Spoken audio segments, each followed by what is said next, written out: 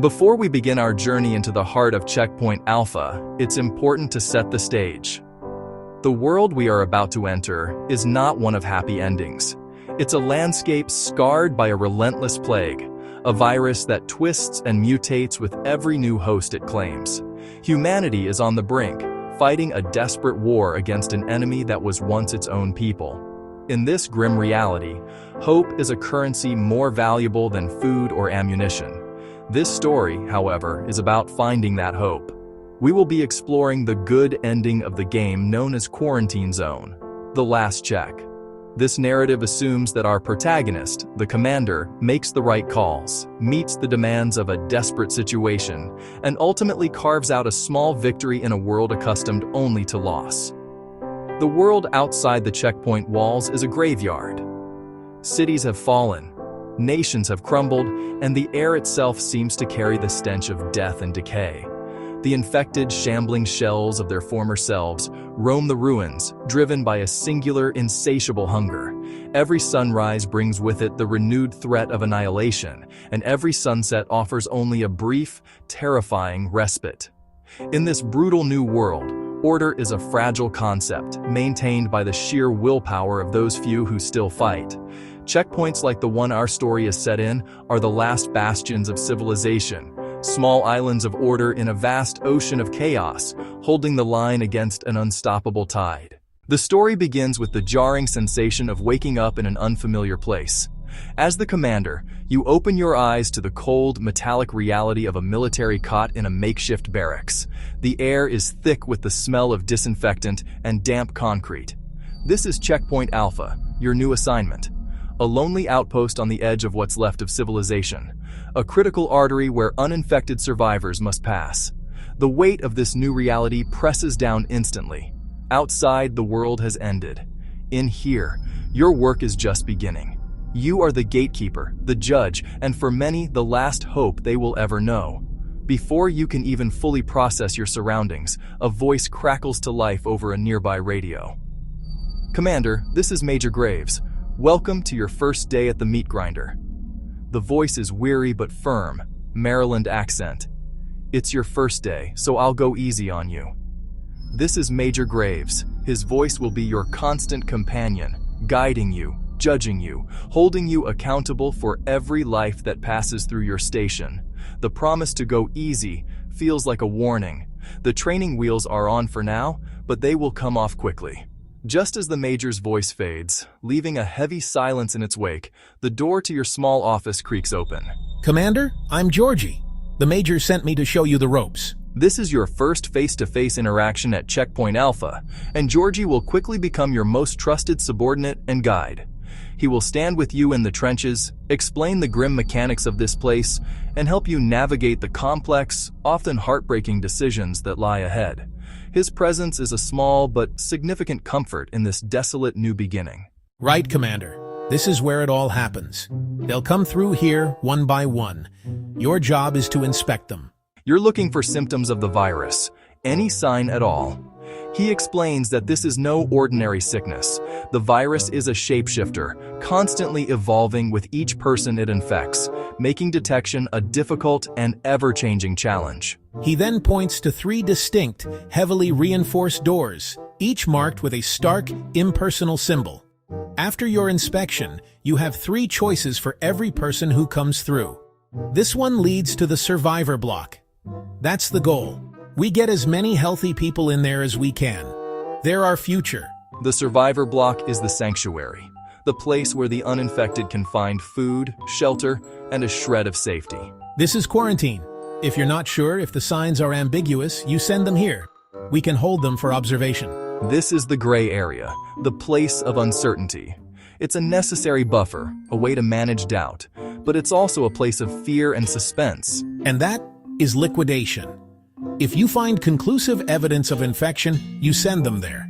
It's final. Liquidation is the checkpoint's brutal necessity, the mechanism for eliminating the infected to protect the healthy. It is a one-way trip. You won't be going in blind, Commander. This is your first tool. The virus often affects the eyes and skin first. Look for discoloration, rashes, unusual pupil dilation. It's your only instrument for now. your first weapon to separate healthy from sick. After inspections, you manage the camp's resources: food, medical supplies, and most importantly, the generator. If it runs out of fuel, we lose power. We become a tomb. Every 5 days, Command sends an evac convoy. 2 buses arrive, one for the science division, one for the military. We load the healthy from the survivor block, send them to the main city. That's the goal. Get people to safety. Command issues a quota for each evacuation. For day 5, they'll expect at least 5 survivors. Meet or beat it, Command stays happy. Looks like your first day is starting, Commander.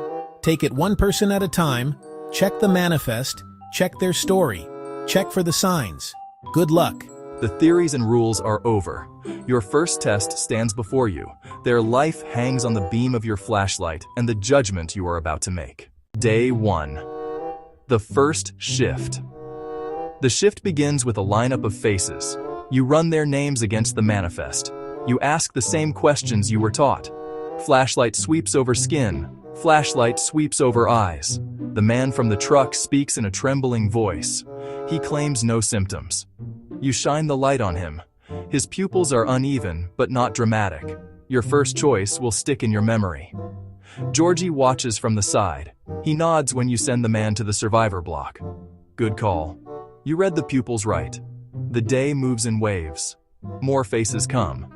Some are easy to clear. Some make your hands shake. By sundown, you have sent people to all 3 doors. The checkpoint hums with the low noise of survival. On the second morning, you wake before dawn. A single doubt gnaws at you. A young woman you sent to the survivor block coughed twice that evening. We had to move someone from the survivor block to quarantine. The major wants a full incident report. Your mistake becomes official. You taste failure bitterly. You learn the first harsh lesson in leadership. Errors travel faster here. A wrong call affects the entire chain. This will help. He explains how to use it. Listening becomes another way to read the body. Where sight left questions, sound gives answers. Command notices rising numbers in other sectors. We need to be reliable. We need to meet quotas. You feel the pressure tighten. By evening, you've used the stethoscope dozens of times. The tool doesn't remove hard choices. It makes them clearer. Day 4 is deceptive. The morning is calm, almost ordinary. The quiet feels like a pause before the storm. Georgie keeps pacing the inspection lane, his boots a soft percussion. You think about the quota. 5 survivors. It feels small and huge all at once. Tomorrow, everything will be tested. Dawn comes sharp. The convoy wheels up with a roar. The 2 buses arrive like deliverance. Today, you must send 5. You process each person with care. The stethoscope clings to ribs like a second sense. Your flashlight clears doubts. Midday tension spikes when you spot a man with a faint rash on his neck. You make the call to quarantine. By late afternoon, 5 names are called. The manifest shows a full count for the first quota. Good work, Commander. In the mess hall tonight, everyone eats a little more heartily. The morning after the evacuation is slower. This is a day for accounting, for taking stock of what was spent and what was gained. Command will reward the checkpoint with cash from the military division and research points from the science division. For this run, you earned a mix. You use the new funds to order a small generator repair kit and medical bandages. You allocate research points to better lighting for the inspection lane. These are small upgrades, but they matter. Better lights mean fewer missed signs. Each purchase feels like shoring up fragile hope. This will increase our throughput. By day 9, the easy calls are fewer. More survivors arrive with vague symptoms. The gray cases demand longer questioning and repeated checks. The alternator is worn and fuel efficiency is dropping. If the generator goes down on evac day, we'll have chaos. Command wants higher numbers on the next evac. The quota will increase. They want 10 this time. The team groans but steps up. You can feel morale pulling taut, then settling into focus. The morning of the second evacuation arrives with a biting wind and the familiar rumble of the convoy. This choice adds a new strategic layer. Cash is the lifeblood of day-to-day survival. Research points are an investment in the future. You have made your decision for this evacuation, a strategic split. It feels like a high-stakes balancing act, trying to serve both the present and the future. You watch as the survivors are divided, their paths diverging based on your command. A significant portion of the cash goes directly to ordering a large shipment of food and, most critically, several barrels of fuel for the generator. You authorize research into a more advanced diagnostic tool, a reflex kit. It represents a proactive step, a way to get ahead of the enemy. The virus is getting smarter. Hopefully, this helps us get smarter too.